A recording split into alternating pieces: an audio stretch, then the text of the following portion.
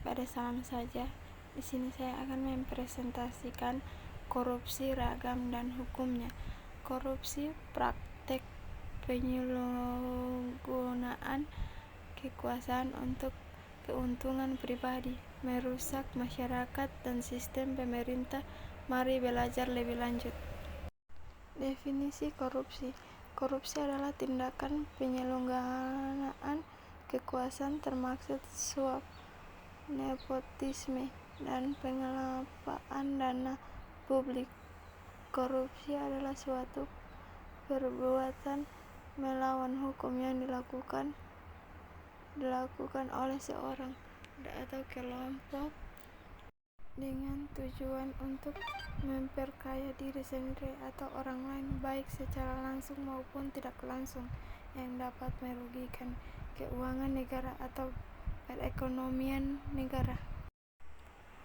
Jenis-jenis korupsi terbagi menjadi 3, yaitu pertama, politik, korupsi yang melibatkan pejabat pemerintah dalam kegiatan politik. Yang kedua, korporasi, korupsi yang terjadi dalam lingkungan bisnis dan perusahaan. Yang ketiga, masyarakat, korupsi yang dilakukan oleh anggota masyarakat biasa. Dampak korupsi terhadap masyarakat: merosotnya kualitas pelayanan publik.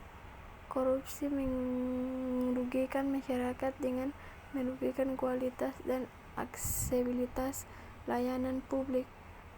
Penyimpangan pembangunan. Korupsi mengalihkan dana pembangunan yang seharusnya digunakan untuk pembangunan infrastruktur dan kesejahteraan rakyat.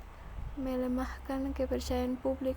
Korupsi menghancurkan kepercayaan publik terhadap lembaga pemerintah dan sistem hukum. Hukum bagi pelaku korupsi terbagi menjadi 3. Yang pertama, tindakan hukum. Pelaku korupsi dapat dijerat dengan hukuman pidana, termasuk hukum penjara dan denda. Yang kedua, pencabutan jabatan. Pelaku korupsi dapat kehilangan jabatan serta hak-hak dan privilege lainnya. 3. Pencabutan hak politik.